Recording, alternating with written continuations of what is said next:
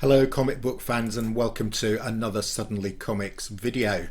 Today I'm going to be showing off a recent purchase.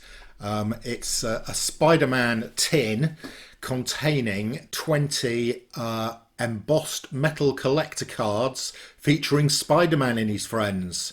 All the artwork here is done by John Romita Sr. and John Romita Jr.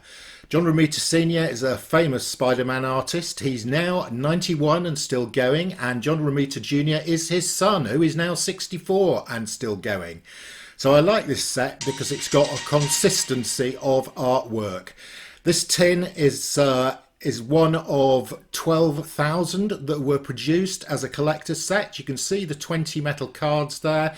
I've got a certificate of authenticity and also a little note from the inventor of these metal impressions cards. So here we go. This is the first one, Spider-Man. This is John Romita Sr.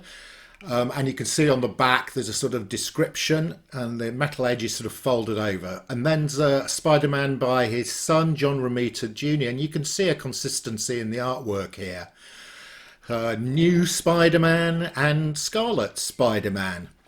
And then we have Venom, of course, dating from 1988, Eddie Brock.